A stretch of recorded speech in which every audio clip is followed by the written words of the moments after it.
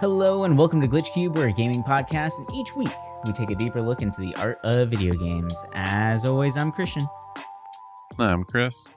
And welcome back, everybody. Thank you guys for joining us once again as we dive further into the world of games. So this week we are going to be discussing something that we've talked about a few times, right? We've talked about it a lot, especially in our other podcast, Murder of Grey. You guys can go check that out. It's a pretty fun one about moral ethical dilemmas. But we are going to be discussing the topic of AI. Oh no, it's something that you can't get away with or get away from. It's taking over pretty much every aspect of everything out there, from homework to resume writing to essay, just everything. Artwork, even video and content generation now is being generated by AI. And, that has a lot of people concerned or a little freaked out, which is understandable. But you still have to do some cleanup. There's still some post-processing work as well. The big question is AI being used as a tool or is it a replacement for people?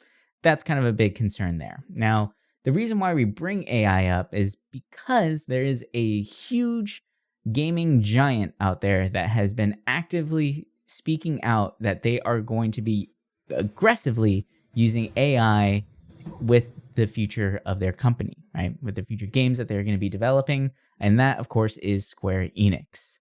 Everybody knows Square Enix, right? Final Fantasy, all that great stuff, Dragon Quest, who doesn't love Square Enix? They've done some of the biggest games out there, and they've made some very compelling stories. A lot of them have a lot of content and dialogue, and, they're huge. Think about any RPG out there that has any sort of NPCs or anything like that. There's a lot of dialogue, there's a lot of information, there's a lot of stuff going on. And what Square Enix has been doing lately is pumping out a lot of content. They, of course, have their big AAA games out there, right? Like your Final Fantasy games. But on the back burner, they've been putting out a lot of different styles of games and a lot of different genres out there. But they all have that Square Enix feel and vibe to them.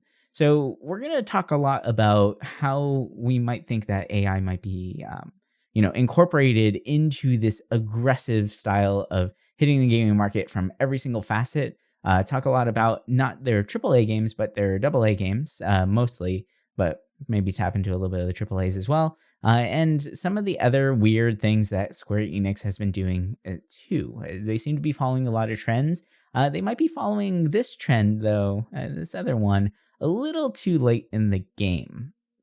And based on the trailer of it, it's very confusing. But we'll talk about that one a little bit later in the episode. So before we dive too far into, Square Enix and the specifics and things like that, and talk about some of their AA games, how do you feel about AI being used in gaming? Like, when you first heard about that concept, what areas did you think were the obvious ones in which they can go and use AI for?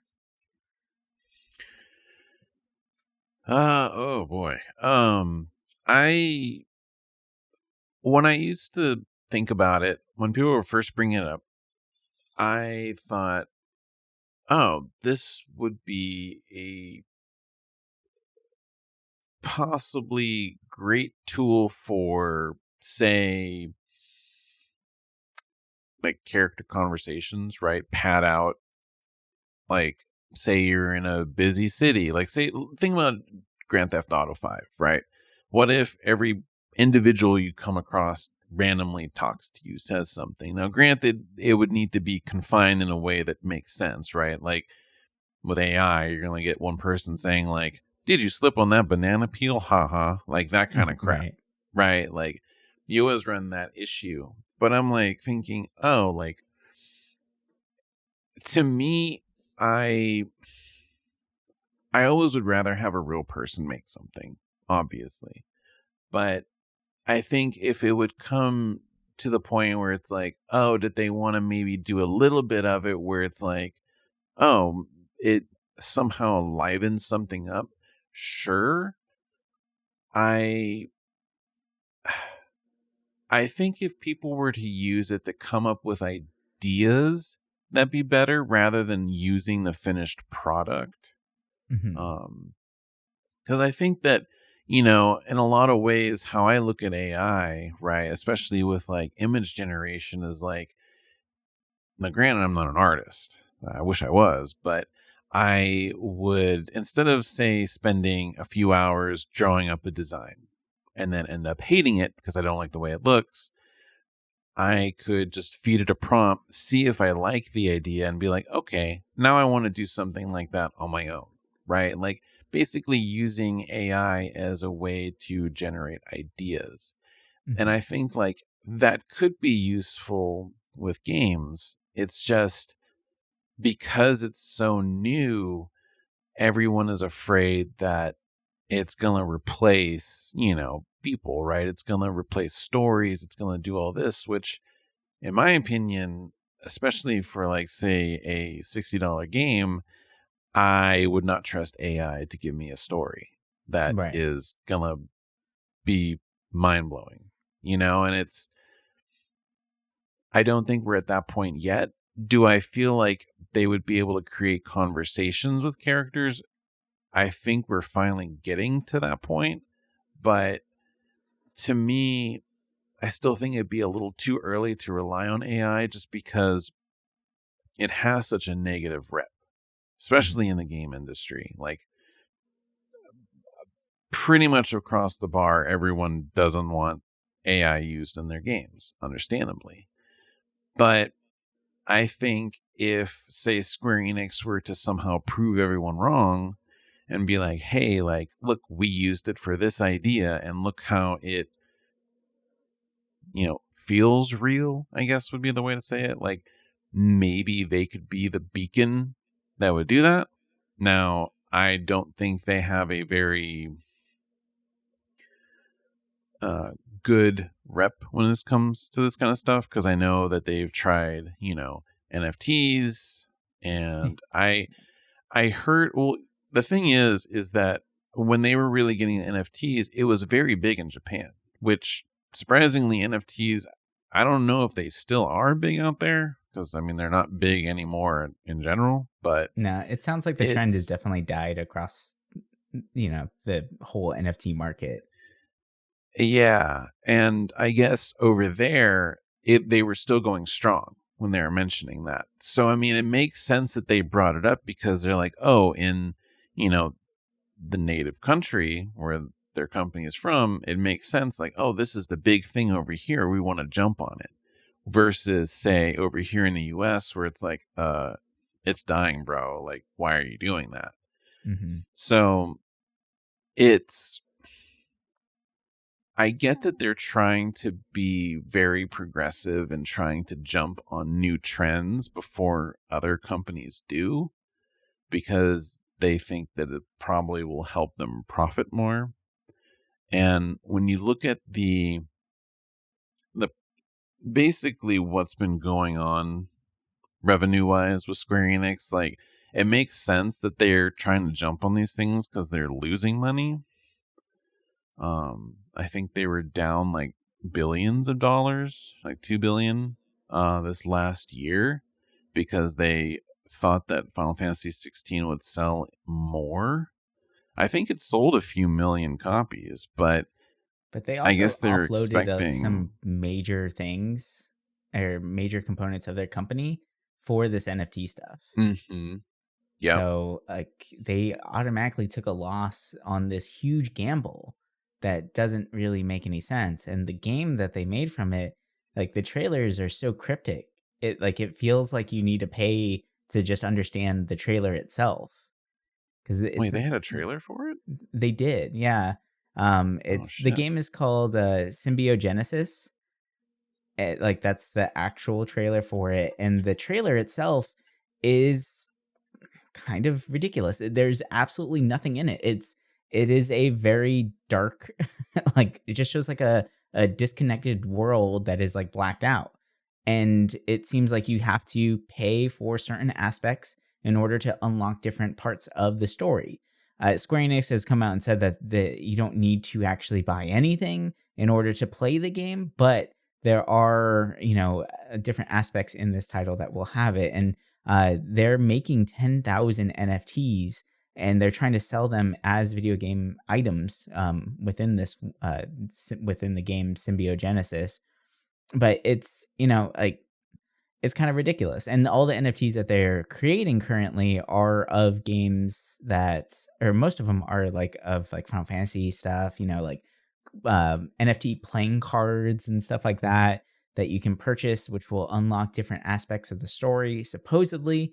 But it's still very cryptic as far as what this game is going to actually be, right? So it's not very clear of what the direction is on it. So it's kind of bizarre, right?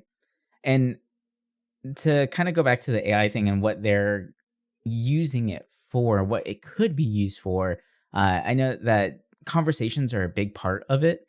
They're definitely using it to create different things, but they're from a lot of the articles I read, it is mainly going to be used for background characters or NPCs, right? The main dialogue and the main storyline is still being created by humans, but there might be an AI component as far as a stepping stone as to create a world in which that people are now building on top of, or creating characters that they would then build on top of. But the kind of craziest thing I think that they're doing is that they're not just using AI to generate the script for their NPCs. They're actually using AI generated like speech as well. And there's a couple of games out there Hmm. recently that have been using AI speech in their games. One of the ones that got hit the hardest for doing this was the finals. The finals just came out Oh yeah. last year. It actually got pretty big for a little bit there. I tried it out. It was okay. It's a fun game, whatever. But all of the actual speech in the finals is AI generated. So the scripts might be written by a person, but the actual speaking people or speaking thing or the speaking parts are done by AI, which obviously this is having voice actors in an uproar. They're pretty upset that it doesn't have actual people because the emotion isn't there anymore, right? Like you start losing that aspect. It's definitely a huge part of it because some of the simplest parts in a game are the voiceovers, especially in shooter games. Like I still remember listening to like, Halo 1, right? And when you hear like Slayer or whatever, right? Like that was a real person saying that and that's awesome. And like people know his name and like they know him based off of him just saying one word, right? And like that's a huge deal right there. Now imagine if that was just a regular robot or just a chatbot, like it just wouldn't have this same weight or brevity behind it. But I can definitely see Square Enix doing this because in some of their smaller AA titles that have been coming out, yes, it is voice acted, and that's kind of like become a staple of most games nowadays. Is that we kind of expect it to be voice acted, even if it is small, right? So. But one of the big things and one of the big issues with some of these games, like with Diofield Chronicles, that game is it? Yeah, Diefield Chronicle. That's another Square Enix game, smaller title, but it's like a RTS style game where it's real time, but you can pause it, right? That kind of style. Hmm. There is voice acting in it, but the biggest complaint is that there is no life behind the voices. Now that was actually done by real voice actors, and so that means that the director that was guiding these voice actors along the way didn't do a great job, but it could be, more justification for them to just say, well, if we hired voice actors, which cost X amount of money, and we are getting complaints about the voice actors that they sound robotic, why don't we just use robots and say fuck it, right? Like, and just cut that middleman out. We'll just use AI generated speech and just be done with it because people are already saying that the voice acting in games like Diofield sound like it was actually generated by AI speech. So why not, right? And if they are really losing billions of dollars, like they say they are, which the whole video game market is going through a huge, crash right now as far as the layoffs and things like that, then it kind of makes sense to just use AI speech. That's one less person you have to pay, which is unfortunate because, we have a lot of talented voice actors that are going to be out of money or aspiring voice actors that don't even have a chance anymore. And I think that's probably like it from my viewpoint, that is probably one of the most, I think, like harmful things to this because the pockets of voice actors are going to be smaller and smaller, and only big name voice actors from the past are going to get called for jobs in the future for main characters. You're not going to see new emerging talent coming up unless they really know somebody, or they get, the right in, or whatever it is, because they're not getting a chance to make or to do work on other games if this trend of AI speech continues. So I think that's probably one of the biggest things I'm concerned about when it comes to that. Yeah, that symbiogenesis, I like how that little floating island looks, but it's like it. I don't know. It's kind of weird. Like, it doesn't tell you anything. Like I feel like Square Enix does everything in its power to not give what their fans want. Mm-hmm. And, it to me, like, it's a bummer because, disregarding pre-merger, right? Before there was, Squaresoft and Enix. But when you look at a lot of their bigger games,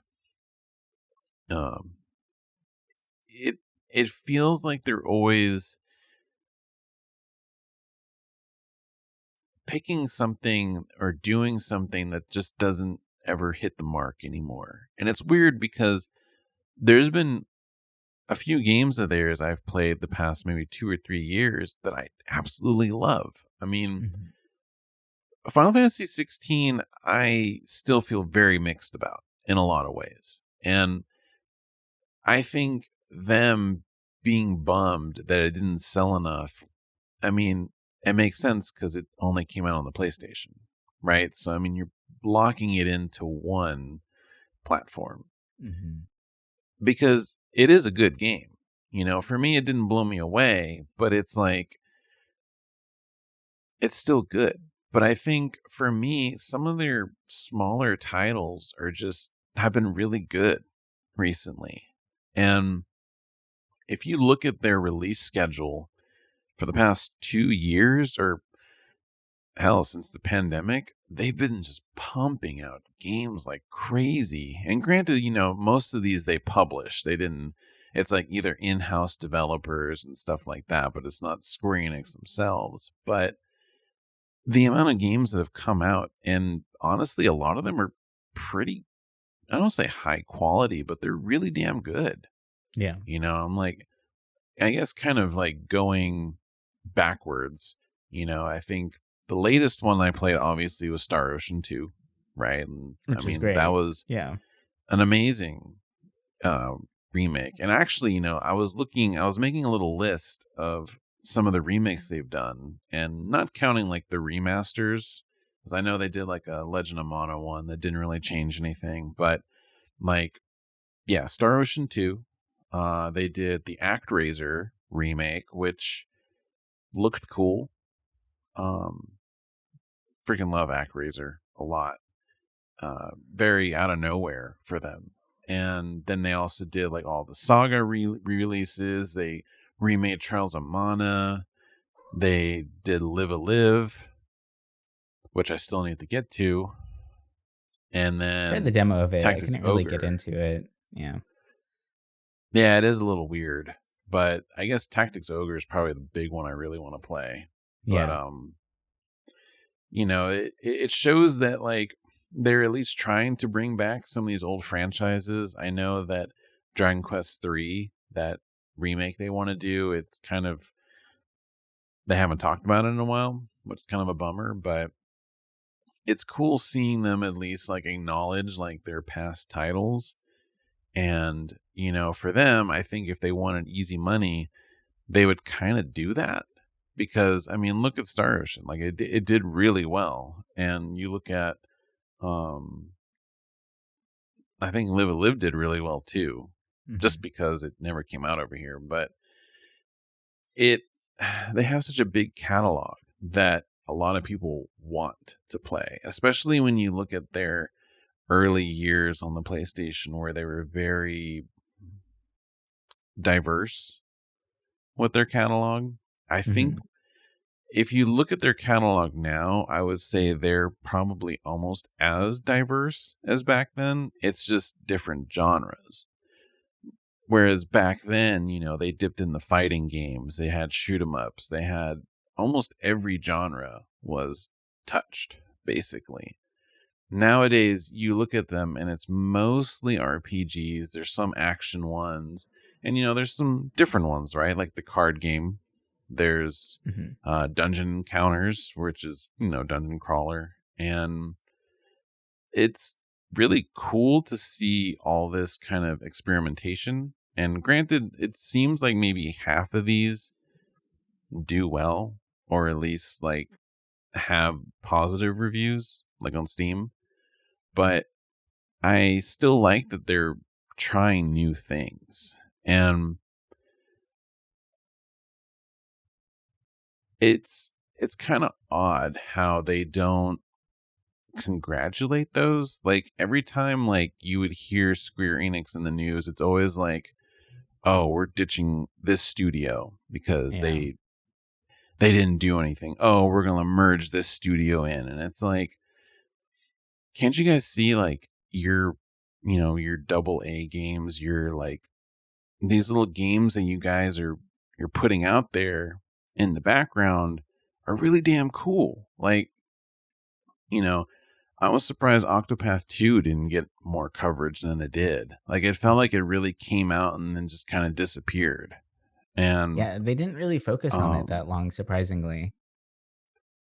I feel yeah, like they could have really advertised that more.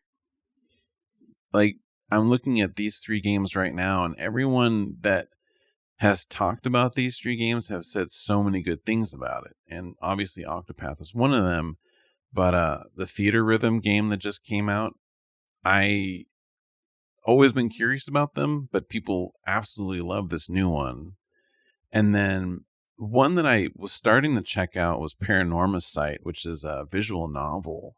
Yeah. And the little bit I played of it so far, I do like, but I was like surprising because it's like really high quality. Like it's really well done, which is kind of odd, right? Because I'm not used to them putting out something like this, but I really like it. And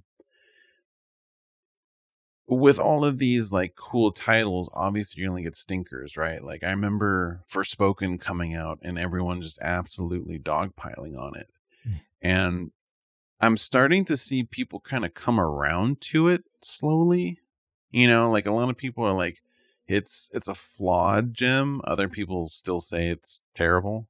I do think the dialogue is terrible. Like if you told me that game's dialogue was written with AI, I might believe it.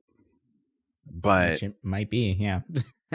it could be, but I played the demo of that and I really like the combat. Like I really like the magic in that. To me, it felt more experimental than say Final Fantasy 16's magic system, which just, obviously felt like Devil May Cry. But Forspoken seemed really interesting when I first heard about it. But you look at some of their other ones that didn't do too well, and yeah, Diofield was one of them, which I was very interested in because it looked cool. Valkyrie Elysium, like they tried to bring back some of these franchises, and it's just you can feel the soullessness of it. And I think when you said oh, these characters felt like blank, a lot of their games that don't hit well, they feel like that. And it's a shame because I think that these games would be more interesting if they did have soul. And I don't know if AI would be able to fix that because, okay, instead of, a blank character, now you have a character that says something, but is it going to make sense, or is it even going to fit the situation? And it's hard to say oh, would something fix that? But I think that when you look at their release list, it's like maybe they should tone down the amount of games they put out a year, just because it's like they've spread out pretty far, and they've hit the mobile market really hard lately too. So they're just Yeah. going on everything, and it's a shame because you can tell that the developers didn't have enough time to put everything in. Because, like, I mean, going back to Forspoken, which is a shame because, like, Forspoken looks really cool. Like, the visuals and the concept art and everything, like, it looks like it should be a really, really interesting game, but the dialogue and the character development just did not sell it. And if you look at footage of it, running around the world, you can run around so damn fast that you don't even get to take in any of the details. And I think that's kind of the shame of this. Whereas like Final Fantasy Hmm. 16 is a beautiful environment that you walk around in, right? Like you can sprint, but you still get to take in all the visuals and notice all these amazing vantage points that are overlooks to these beautiful things that were created.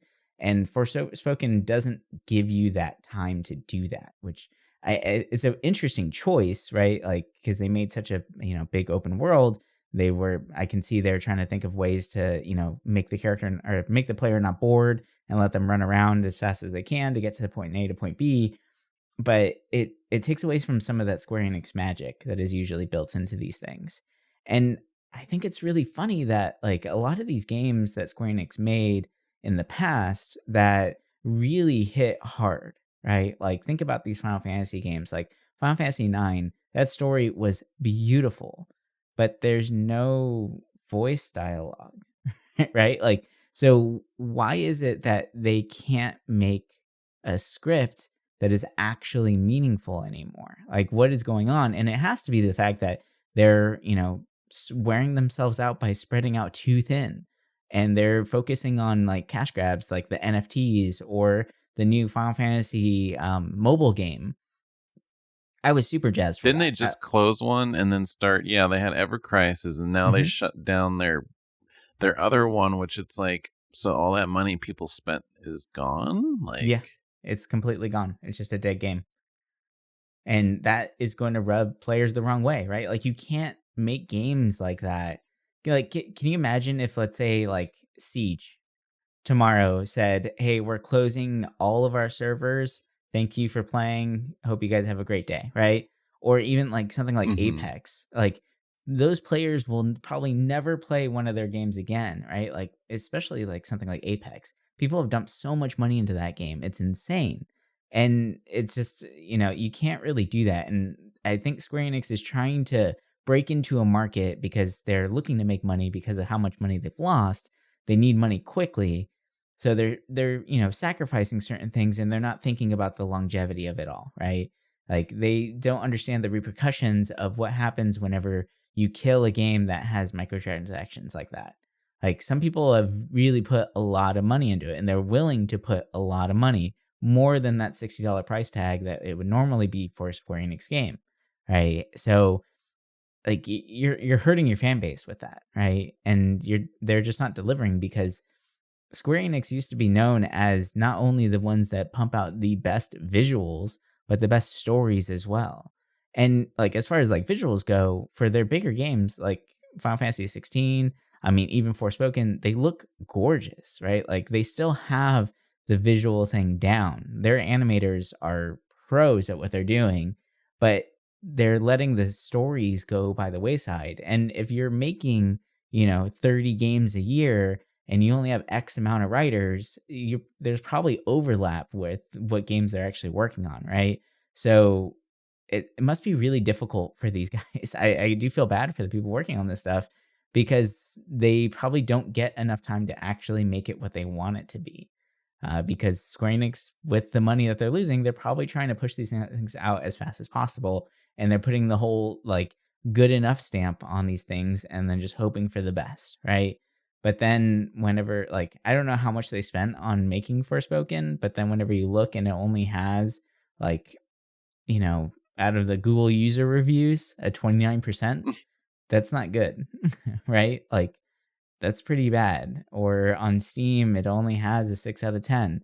And for Steam, that's like a death sentence, right? Like anything below a 9 and Mm-hmm. you have a bad game on your hands. So it's tough. I do feel bad for these guys because like they are trying. They definitely are because you can't just rely on Final Fantasy, and I think that's what they're trying to realize right now, or they're trying to push past that.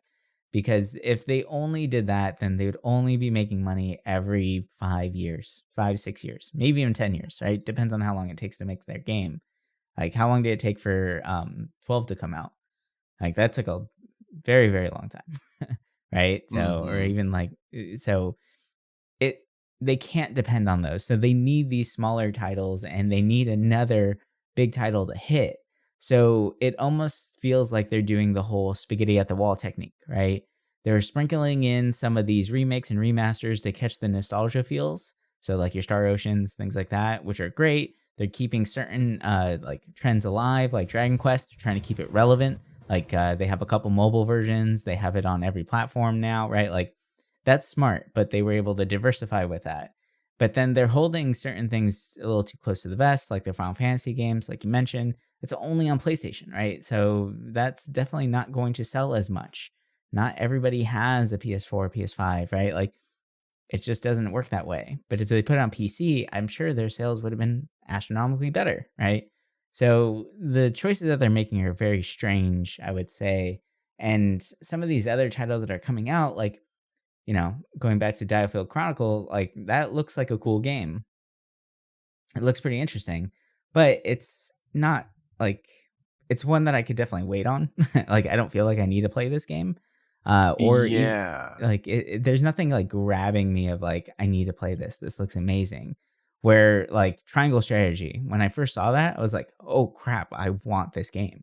Like I need to play this. Mm-hmm. Like there was definitely you can feel the amount of work that was put into it versus things like Diofield, right? Or even like their card games. The Voice of Cards games are actually very, very good. I really enjoyed my time with them. They're very short, right? And the three games that are in the Voice of Cards series, they are basically the same game, just different stories pasted on top with different skins. So when going back to the AI idea behind here, I can see how like let's say they make voice of cards into a long going thing, right? Maybe there's 15 different voice of cards series going on. They can do that because why not get a prompt or an idea or something like that from AI and then just expand on it, right? Like what new world are we going to be exploring in now? Here we go, right? And I could see AI being used for that. And, the Voice Guide series is voice acted as well. So it makes sense if they just kind of keep pumping those ones out too, then, just use AI speech for it, especially if it's such a smaller game. Because if you look at the like Steam reviews for Voice of Cards, the Isle of Dragon specifically, there's only about 1,000 reviews on there. That's not that much for Steam. Like Steam usually has like tens of thousands, right? But it still Especially has, from a big company. yeah, and, that game with those 1,000 views or reviews has a 9 out of 10. Like, that's still a solid review rating. It's just not getting put out there. They're not talking about it enough. And they can't market all of these games that are coming out because they have too many. And it's across a very wide breadth of genres, right? Like, you have your card games, you have your massive JRPGs, you have your RTS strategy games, you have your rhythm games, you have right? Like right now, they don't have the money to properly market this stuff. And it is a shame because some of these could be considered like I'm curious if, 10, 15 years from now, we look back and everyone's like, like Diofield Chronicle, that was the best game that came out that year and nobody noticed it, right? Or, like I could see something like that happening because there might be some real hidden gems here that just aren't being talked about enough or they're not in the limelight because it's getting flooded by all this other things that are coming out, right? Like they're just doing a little too much, I think. It's interesting because, I remember a few years ago now, I think, or God, maybe it was only like a year ago, they had The Quiet Man come out. And Oh yeah. so many people said it was like one of the worst games made in a long time, right? Because it is pretty cringy. It came out 5 years ago now. Damn. And it was live action, right? And everyone's like, what is this? Like, what is Square doing? And it's interesting because you see that they didn't really mess with anything like FMV until this year, actually. It's called the actually it was last year, the Centennial Case. And I actually watched this game for the most part, and it's honestly really damn cool. Mhm. Seems like people who have played it really do like it too. And I noticed that FMV seemed like it's bigger in the East than Mhm. here, just because, I mean, think about FMV games out here. Like, I mean, nowadays they're a lot better, especially with like Sam Barlow's stuff with like immortality and telling lies. Like, the genre has gotten better in a lot of ways. But when you look at a lot of these that are coming from Japan, China, Korea, they're done really well and they're rated very, very high. And it's interesting seeing that game do really well. And that's why it's like, oh man, they're like weird titles do really, really well. And yeah, I remember, right before the NFT thing, they were trying to do live service, like with Babylon's Fall and, um, with their 4 Final Fantasy mobile games that are all gachas. It's it's crazy. Like I remember, I feel like 10 years ago there was a Final Fantasy mobile game I played, and nowadays I don't even see it anymore. So yeah, they're always trying to do a cash grab without focusing. Mhm. And I think, to me, yeah, it's great to see them acknowledge Valkyrie Profile with coming out a new game, even though it wasn't, well regarded and stuff like that. It gives people a hope that, oh, maybe this other older franchise will come back, right? I see many people thinking that Xenogears will come back and it'll be a fixed story, which, would be awesome. It'd be cool to see that. But in a lot of ways, with what we see, how do we really feel about it? Right? Like they're able to handle remakes and remasters really damn well. But when they try to create a spin-off or a modern sequel to some of these older franchises, they're just not done well. And I think it's two ways. I think nostalgia really blinds a lot of us when it comes to these franchises. Yeah. And that on top of Square trying to pump these games out, probably, pushing crunch on everybody and overworking it, you're not going to get these kind of highly regarded games. Like, keep going back to Valkyrie, but it's like, Valkyrie Profile is very well regarded for the original PlayStation. And its sequel, people really liked, but it's like, you can't really replicate that nowadays. And I think that's something that, when you look at Square Enix's library, yeah, you can do that, but how many can you do? Mhm. And like, I'm hoping from here on out, like, yeah, we'll see a bunch of like remasters. Like, it'd be cool to see what they do with like Star Ocean 2 and do that for a lot of their other older games, right? Like, keep that style for the PlayStation era.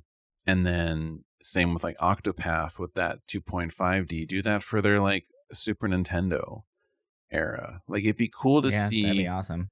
all those games brought back, not just for like cool new visuals, but for a lot of people to experience those games. Because, it's easy for me to sit here and be like, well, these people can play those games anytime, right? You just download them on the internet. But 50% or more, only are on console. They'll never experience these games that either didn't come out here or only came out back then.